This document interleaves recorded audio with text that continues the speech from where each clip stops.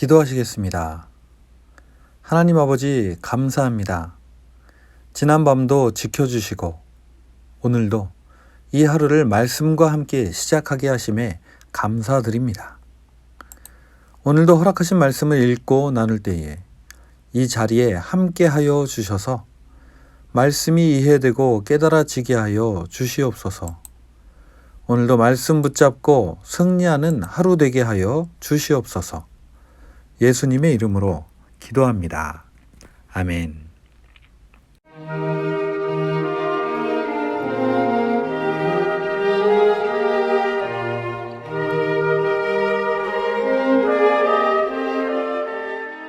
학개서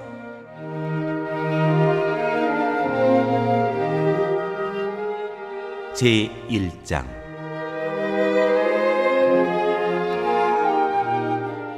성전을 건축하라는 주님의 말씀.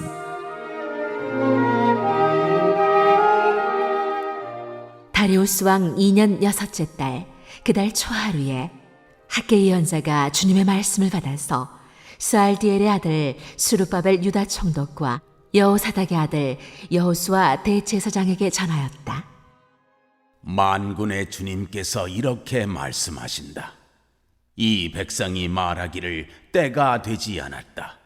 주님의 성전을 지을 때가 되지 않았다고 한다. 학개 예언자가 주님의 말씀을 받아 전한다. 성전이 이렇게 무너져 있는데 지금이 너희만 잘 꾸민 집에 살고 있을 때란 말이냐? 나 만군의 주가 말한다. 너희는 살아온 지난 날을 곰곰이 돌이켜 보아라. 너희는 씨앗을 많이 뿌려도 얼마 거두지 못했으며 먹어도 배부르지 못하며 마셔도 만족하지 못하며 입어도 따뜻하지 못하며 품꾼이 품삯을 받아도 구멍난 주머니에 돈을 넣음이 되었다. 나 만군의 주가 말한다. 너희는 각자의 소행을 살펴보아라.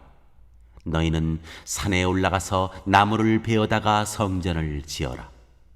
그러면 내가 그 성전을 기껍게 여기고 거기에서 내 영광을 드러내겠다. 나 주가 말한다. 너희가 많이 거두기를 바랐으나 얼마 거두지 못했고 너희가 집으로 거두어 들였으나 내가 그것을 흩어버렸다. 그 까닭이 무엇이냐? 나 만군의 주의 말이다. 나의 집은 이렇게 무너져 있는데 너희는 저마다 제 집 일에만 바쁘기 때문이다. 그러므로 너희 때문에 하늘은 이슬을 그치고 땅은 소출을 그쳤다. 내가 땅 위에 가뭄을 들게 하였다. 산 위에도 곡물과 새 포도주와 기름 위에도 밭에서 나는 모든 것 위에도 사람과 짐승 위에도 너희가 애써서 기르는 온갖 것 위에도 가뭄이 들게 하였다.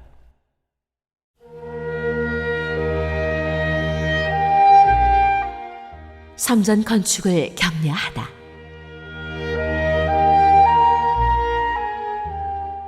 스알디엘의 아들 스룹바벨과 여호사닥의 아들 여호수아 대제사장과 남아있는 모든 백성이 주 그들의 하나님이 하신 말씀과 주 하나님이 보내신 학개 예언자가 한 말을 따랐다.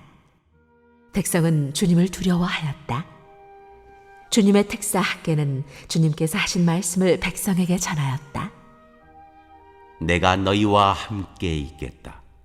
나 주의 말이다. 주님께서 스알디엘의 아들 스룹바벨 유다 총독의 마음과 여호사닥의 아들 여호수아 대제사장의 마음과 남아있는 모든 백성의 마음을 감동시키셨다. 그래서 백성이 와서 그들의 하나님 만군의 주님의 성전을 짓는 일을 하였다. 때는 다리우스 왕 2년 6째 달 그달 24일이다.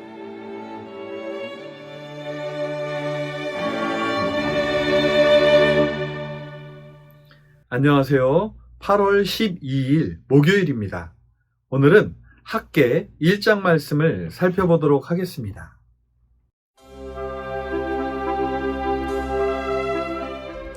오늘 우리가 살펴볼 학개는 구약 성경 12권의 소선지서 가운데 10번째에 위치한 책입니다.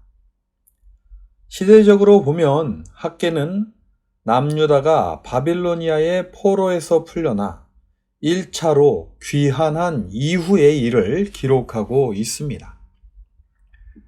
학계서의 역사적인 배경을 살펴보자면 우리가 지난 열왕기 상하, 역대기 그리고 에스라서를 보면서 이미 살펴보았지만 간략히 정리하자면 아래와 같은 일들이 있었습니다.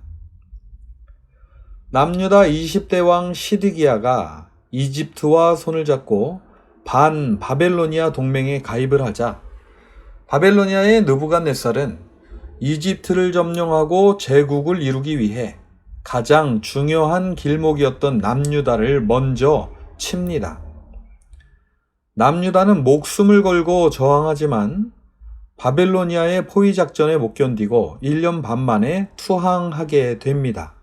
그리고 이때 바벨로니아의 군대는 유다의 믿음의 상징인 예루살렘 성전을 처참히 파괴하고 귀족들을 비롯한 수많은 유대인들을 포로로 잡아갑니다. 이후 바빌로니아는 이집트까지는 정복하지 못하지만 팔레스틴 지역을 완전히 점령하면서 메디아부터 팔레스틴 지역까지 점령하여 아수르에 이은 제국을 이루게 됩니다.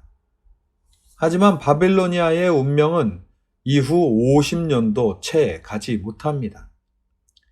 주전 539년 바벨로니아의 마지막 왕 벨사살은 하나님의 성전 기물을 가지고 술을 퍼먹다가 하나님의 경고를 듣게 됩니다. 그리고 그날 밤 내부 첩자가 열어준 문을 통해 메디아 왕국의 고레스는 바벨로니아에 무혈 입성을 하게 되고 벨사살은 처형되어 잔인하고 화려했던 바벨로니아 제국은 멸망하고 맙니다. 한편 지금의 이란 지역인 메디아와 터키 지역인 리디아 그리고 바벨로니아마저 점령한 고레스는 다음 해에 이 모든 지역을 통틀어 바사 제국을 이루고 그 바사 제국의 황제로 등극을 하는데요. 이때 우리가 잘 아는 고레스 칙령을 반포하여 하나님을 섬기는 자들은 예루살렘으로 돌아가 여호와의 성전을 지으라고 명합니다. 이때 돌아온 사람들이 유대 총독으로 임명된 스룹바벨과 대제사장 여호수아 그리고 약 5만 명가량의 백성들이 귀환을 하게 됩니다. 그리고 그들이 돌아온 다음 해인 주전 536년 이들은 성전을 재건하기 시작합니다.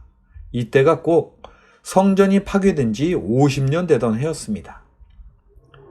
그들이 힘을 내서 성전의 기초를 완성하였을 때 다시 예기치 않았던 방해가 시작되는데요. 사마리아인들과 주변 사람들의 방해입니다. 이것을 시작으로 성전 공사는 약 16년이나 중단이 됩니다.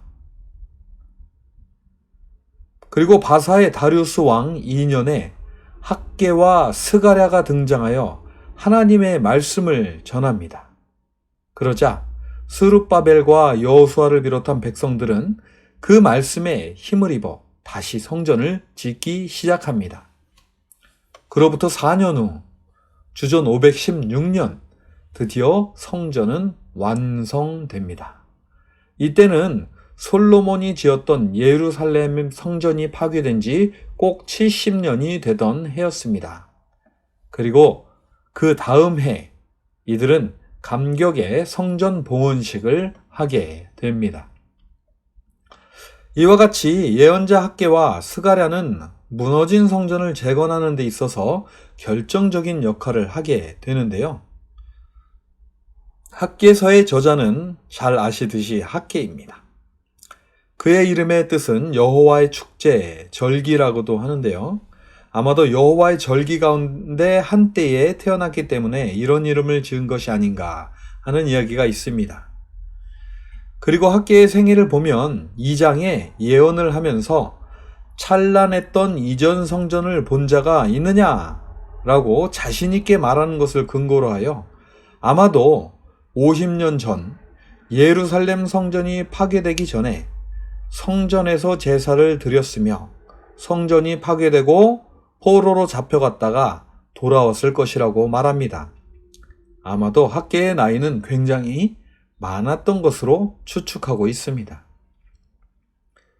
예언서는 보통 정확한 예언의 시기를 기록하지는 않습니다만 특이하게 학개서는 그가 예언한 정확한 연도와 날짜까지 기록하고 있습니다.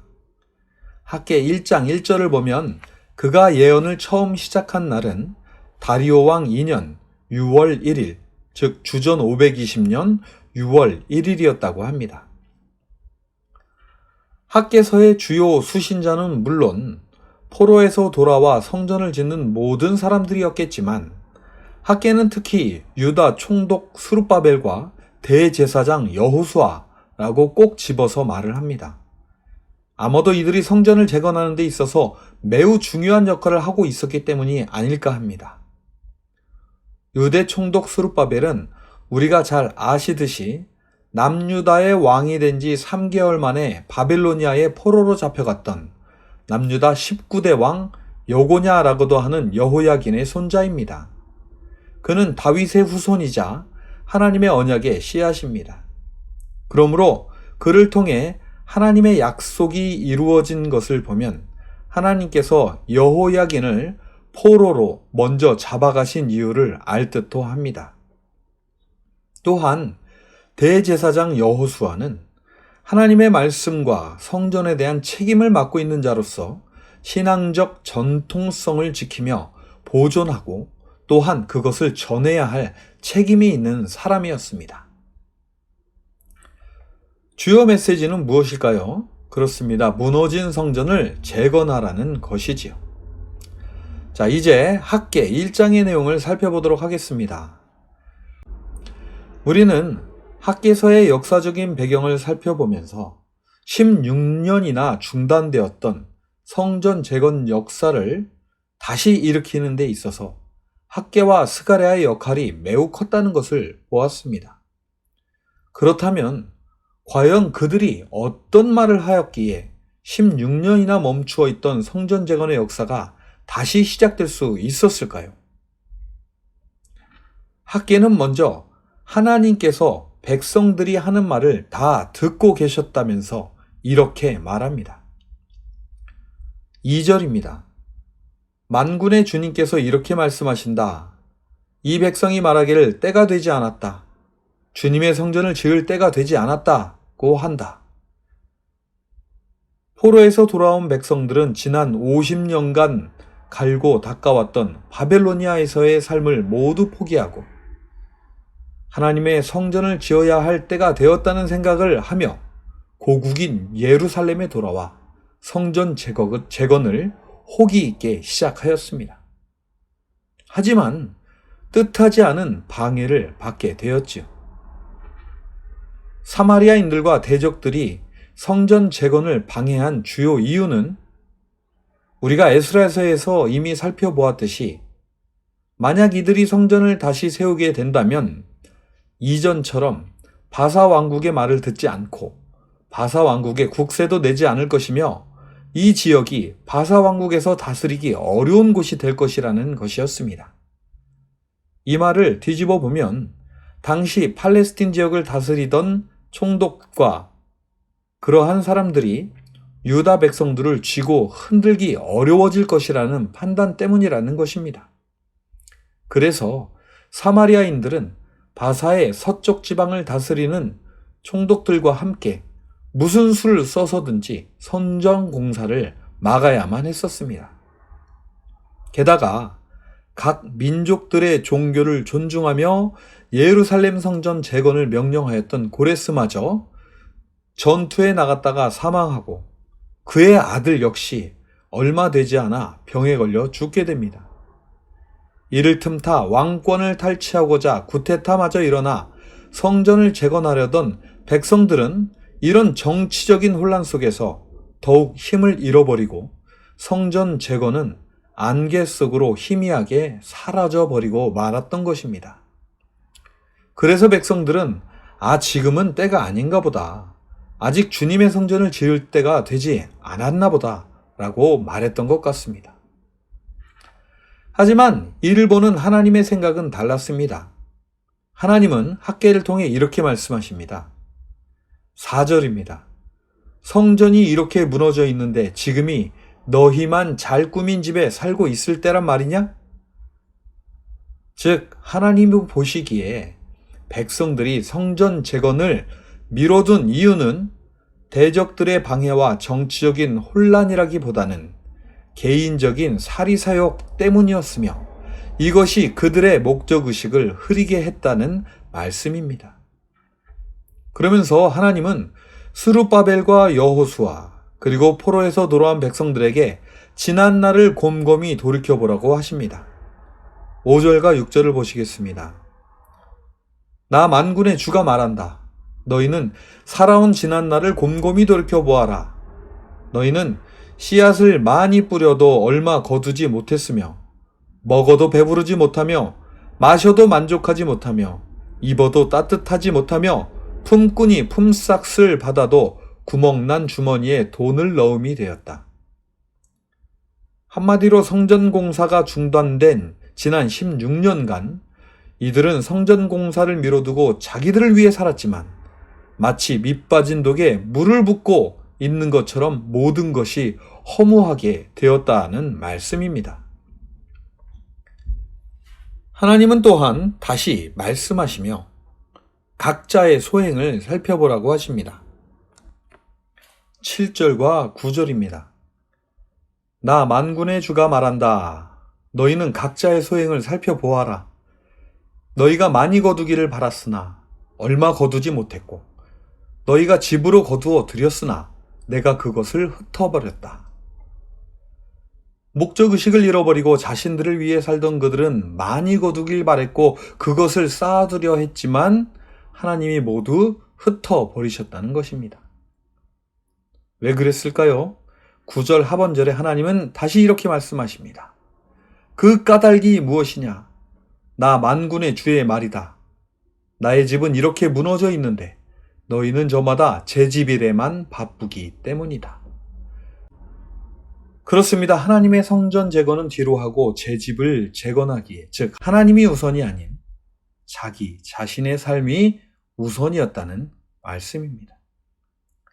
그래서 하나님은 10절과 11절에 가뭄이 들게 하셨다고 말씀하십니다. 그렇습니다. 사람들은 자기를 위해 바쁘게 살면 잘 살 수 있을 것이고 잘 모을 수 있을 것이라 생각하지만 하나님은 그 모든 것은 하나님께서 도와주셔야 잘 되는 것이라고 말씀하시는 것입니다. 하나님의 일을 뒤로하고 자신의 일만을 챙기며 바쁘게 사는 사람들에게 부와 평안이 어디로부터 오는 것인지를 말씀하고 계시는 것입니다. 하나님은 이들에게 다시 말씀하십니다. 8절입니다. 너희는 산에 올라가서 나무를 베어다가 성전을 지어라. 그러면 내가 그 성전을 기껍게 여기고 거기에서 내 영광을 드러내겠다. 나 주가 말한다. 그렇습니다. 자신의 일이 우선이 아니라 성전을 우선시하면, 즉 하나님을 먼저 생각한다면 하나님께서 영광을 드러내 주시겠다는 것입니다. 예수님께서 말씀하신 것처럼 먼저 그 나라와 그 의를 구하면 이 모든 것을 너희에게 더하시리라 라고 말씀하신 그것과 동일한 내용입니다. 유다 총독 스룹바벨과 대제사장 여호수아 그리고 백성들은 지난 16년을 돌아보았을 것입니다. 그리고 그들은 자신들이 그렇게 열심히 자신들을 위해 살았지만 왜 늘 제자리 걸음인지를 깨달았을 것입니다. 그리고 그들은 하나님이 얼마나 두려운 분이신지를 다시 한번 깨닫게 되었을 것입니다.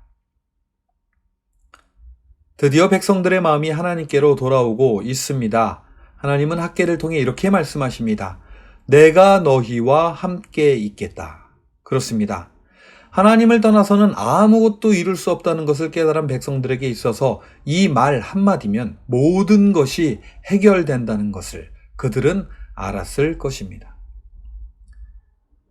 하나님의 말씀이 학개를 통해 내려온 지 약 23일 만에 그들은 자신들의 죄를 깨닫고 다시 성전 짓는 일을 시작하게 되었습니다. 오늘 우리는 16년이나 중단되었던 성전 재건 공사가 학계 선지자를 통해 전하시는 하나님의 말씀을 통해 다시 시작되는 장면을 살펴보았습니다. 성전을 재건하는 이유는 무엇일까요? 왜 하나님은 바벨로니아에서 막 자리 잡고 살던 사람들, 그 사람들이 모든 것을 버리고 돌아와서 다시 인생의 터를 잡고 있어서 안 그래도 바쁜 사람들에게 왜 자기 것을 잠시 접어두고 성전부터 지으라고 하시는 것일까요? 오늘 말씀을 보면 성전 공사를 뒤라오고 자신의 일에만 바빴던 유다 백성들이 과연 무엇을 얻었는지를 보게 됩니다. 그들은 아무것도 얻은 것이 없었습니다. 하나님께서 가뭄을 들게 하시자 모든 것이 헛수고가 된 것입니다. 잠언의 말씀이 떠오릅니다. 여호와께서 지키시지 않으시면 파수꾼의 경성함이 허사로다. 그렇습니다. 하나님은 성전이 필요하시지 않으십니다. 다만 여기서 성전을 지으라고 말씀하시는 것은 무너질 성전을 세우라는 말이 아니라 먼저 하나님과의 관계를 돈독히 하고 그 다음에 자신의 삶을 가꾸어 가야 한다는 말씀입니다. 하나님은 순간 있다가 사라질 성전처럼 그러한 관계를 원하시는 것이 아닙니다. 하나님은 영원히 함께할 수 있는 그러한 관계를 원하십니다. 그래서 하나님은 하나님이 우선이기를 원하시는 것입니다. 하나님은 이를 위해 역사를 움직이시고 왕국과 왕들의 마음을 감동시키셔서 유다 백성들을 돌아오게 하셨습니다. 왜냐하면 하나님은 다윗과의 약속을 지키기 위해서 또한 아브라함과의 약속을 지키기 위해서 그리고 더 거슬러 올라가 에덴에서의 약속을 지키기 위해서 모든 일을 하신 것입니다. 하나님은 이런 하나님이십니다. 그 오랜 약속을 지키시기 위해 하나님은 늘 신실하게 일하고 계셨던 것입니다. 그리고 지금 예수님을 믿고 그 자녀가 된 우리들에게도 역시 하나님은 신실하십니다. 하나님은 또한 하나님을 믿는 하나님의 자녀들이 하나님처럼 신실하기를 원하십니다. 그렇다면 우리는 우리의 삶의 우선순위에 과연 무엇을 두어야 할까요? 오늘도 16년이나 방황을 했던 유다 백성들의 모습을 돌아보시면서 우리들의 삶을 점검해보는 귀한 하루 되시기 바랍니다. 기도하시겠습니다. 하나님 아버지 감사합니다. 오늘도 말씀을 통해 우리들의 모습을 보게 됩니다. 신실하신 하나님께서는 학계를 보내 무엇이 중요한지를 다시 한번 알게 하셨습니다. 저희들이 살아가는 이 짧은 시간의 삶이 하나님을 닮은 신실한 삶이 되기를 원합니다. 하나님과의 영원한 관계에 먼저 투자하는 지혜로운 삶이 되기 원하오니 성령님 저희들을 늘 말씀을 통해 깨우쳐 주시고 기도하며 인도하심을 따라 살게 하여 주시옵소서. 창립 43주년이 다가오고 있습니다. 이를 위해 함께 기도하는 웨슬레 음악선교회 샘터 위에 함께하여 주시옵시고 웨슬레 음악선교회 한 가정 한 가정마다 은혜와 사랑을 더해 주시어 그 가정의 화목함과 넘치는 사랑을 통해 주님의 이름이 널리 퍼지는 귀한 역사가 있게 하여 주시옵소서.